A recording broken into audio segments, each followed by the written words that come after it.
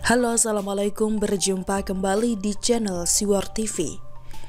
Jaksa tuntut Rizik 6 tahun penjara. Ayo, tebak hakim bakal vonis berapa tahun? Ditulis oleh Syardi di siwar.com. Seperti yang pernah saya katakan sebelumnya, kasus tes swab Rumah Sakit Umi Bogor adalah kasus paling berat yang dihadapi Rizik dibandingkan kasus kerumunan di Megamendung dan Petamburan.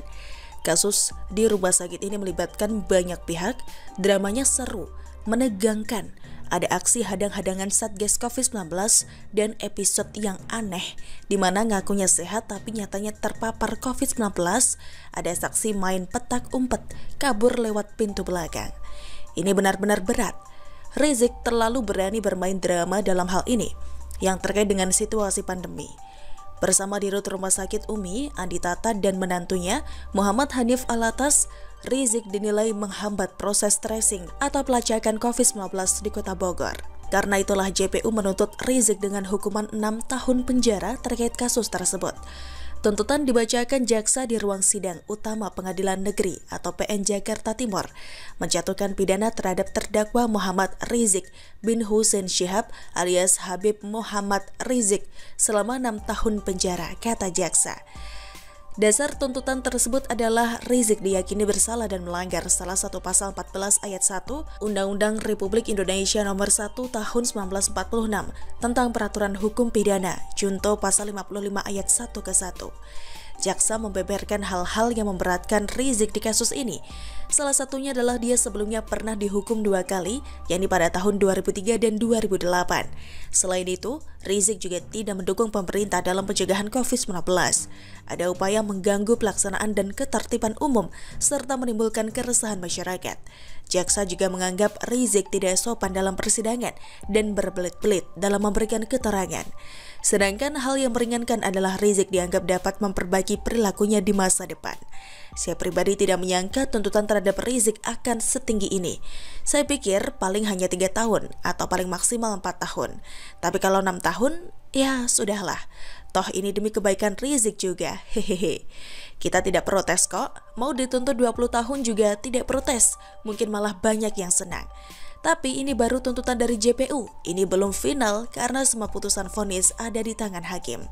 Sekedar info, hakim sempat memvonis Rizik dengan hukuman yang lebih ringan dari 2 kasus sebelumnya. Tuntutan 10 bulan penjara dan denda 50 juta rupiah untuk kasus Megamendung divonis dengan denda 20 juta rupiah. Tuntutan 2 tahun penjara di kasus Petamburan hanya berbuah vonis 8 bulan penjara. Jadi mari tebak berapa lama hukuman yang akan dijatuhkan hakim kepada Habib Rizik? Kalau melihat pola sebelumnya, bisa jadi hanya divonis 2-3 tahun penjara. Bahkan jangan kaget kalau vonis tiba-tiba turun jadi 1 tahun saja. Siapa tahu nanti hasil ini karena pertimbangan Rizik adalah tokoh agama yang dikagumi umat, sekaligus punya pendukung setia yang jumlahnya jutaan, atau pernah jadi tamu VIP Raja Salman sehingga diberi visa unlimited dan boleh tinggal di sana sampai kapanpun. Mungkin ada yang protes kenapa jaksa menuntut Rizik dengan hukuman setinggi itu. Mungkin ada yang mulai percaya dengan perkataan Refli Harun yang mengatakan jaksa terkesan sangat bernafsu memenjarakan Rizik. Begini ya, jaksa tidak bisa sembarangan menuntut terdakwa, tergantung undang-undang mana yang dilanggar dan pasal berapa yang diperkarakan.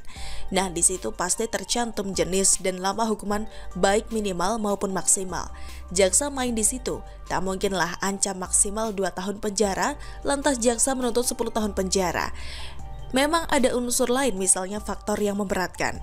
Rizik pernah dipenjara 2 kali, sering bikin ulah, mengganggu proses pelacakan yang dilakukan Satgas COVID-19.